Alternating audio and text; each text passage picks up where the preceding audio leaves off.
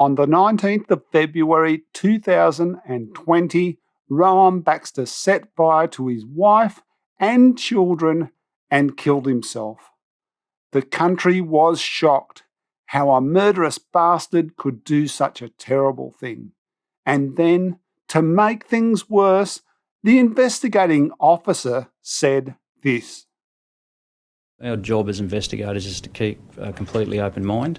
We need to look at every piece of information and to put it bluntly, there are probably people out there in the community that are deciding which side, so to speak, to take in this investigation. Is this an issue of a woman suffering significant domestic violence and her and her children perishing at the hands of the husband? Or is this an instance of a husband being driven too far by issues that he's suffered by certain circumstances into committing acts of this form? Because of that, that's why I want people to come and speak to us. The public were outraged, and the Queensland Police Commissioner decided he had to go. As she was about to act to remove the investigator, he resigned from the case.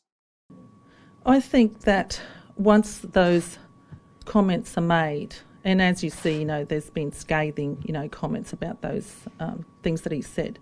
I, as the head of the organisation, and not only I, Mark knows that you've got to be put aside.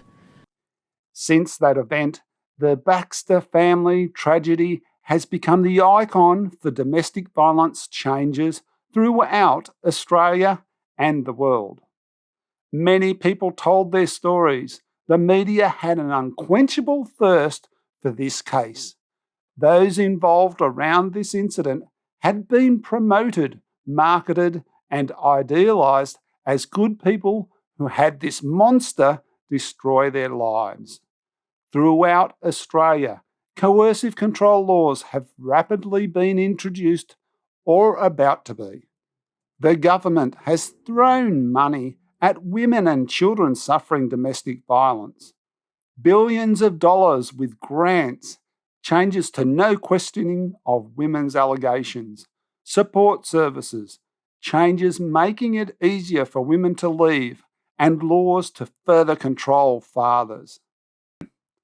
Nobody would associate themselves even with the memory of Rowan Baxter anymore. People were encouraged to pretend he never existed.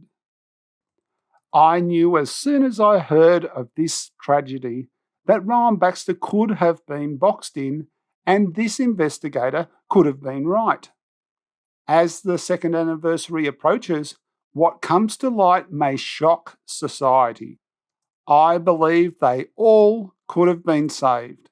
And that became my goal, because it's not too late to save others. Men, fathers, and our young adult boys are no longer human beings deserving of respect. They need to apologise for how they treat women, for the disrespectful, violent creatures they are.